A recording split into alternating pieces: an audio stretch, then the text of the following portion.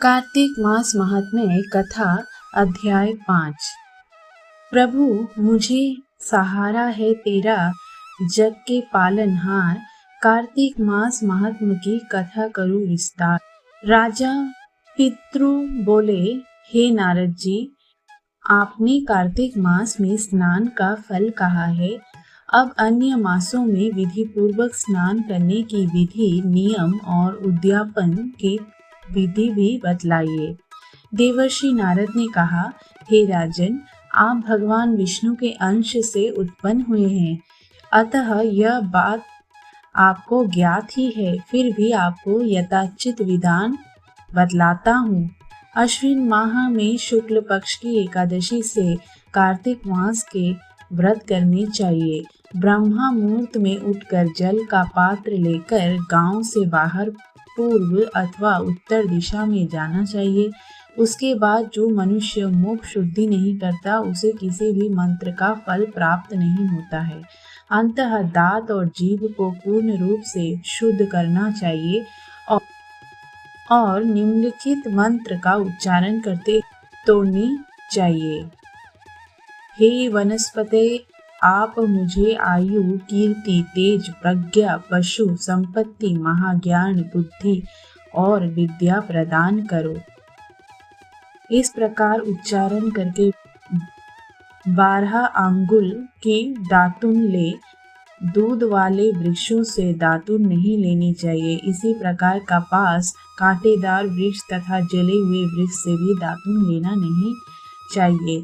जिससे उत्तम गंध आती हो और जिसकी टहनी कोमल हो, ऐसे के वृक्ष से दंत धावन ग्रहण करना चाहिए। प्रतिपदा, अमावस्या, नवमी, छठी, रविवार को चंद्र तथा सूर्य ग्रहण में दातुन नहीं करनी चाहिए।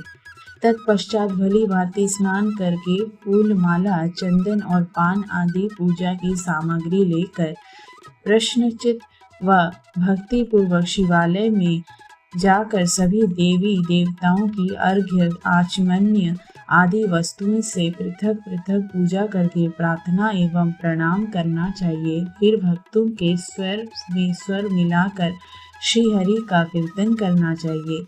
मंदिर में जो गायक भगवान श्री हरि का कीर्तन करने आए हो, उनको माला, चंदन, तांबूल आदि से पूजन करना चाहिए, क्योंकि देवालयों में भगवान विष्णु को अपनी तपस्या, योग और दान द्वारा प्रसन्न करते थे। परंतु कलयुग में भगवत गुणगान को ही भगवान श्री हरि को प्रसन्न करने का एकमात्र साधन माना गया है। नारद जी राजा पृथु से बोले, हे राजन, एक बार मैंने भगवान से पूछा कि हे प्रभु, आप सबसे अधिक कहाँ निवास करते हैं? इसका उत्तर देते हुए भगवान ने कहा, हे नारद जी, मैं वैकुंठ या योगियों के हृदय में ही निवास नहीं करता, अपितु जहाँ मेरे भक्त मेरा कीर्तन करते हैं, मैं वहाँ अवश्य निवास करता हूँ। जो मनुष्य चंदन, माला आदि से मेरे भक्तों का पूजन करते हैं, उनसे मेरी ऐसी प्रीति होती है जैसी कि मेरे पूजन से भी नहीं हो सकती। नारद जी ने फिर कहा, शिरीष, धतूरा, गिरजा, चमेली, केसर, कंदार और कटहल के फूलों व चावलों से भगवान विष्णु की पूजा नहीं करनी चाहिए। अड़हल, कंद, गिरीश, जूही, मालती और केवड़ा के पुष्पों से भगवान शंकर की पूजा नहीं करनी चाहिए।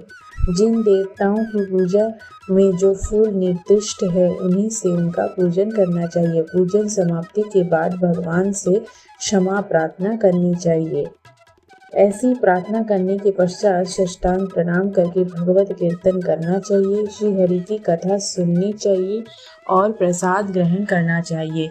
जो मनुष्य उपरोक्त विधि के अनुसार कार्तिक व्रत का अनुष्ठान करते हैं, वह जगत के सभी सुखों को भोगते हुए अंत में मुक्ति को प्राप्त करते हैं। जय।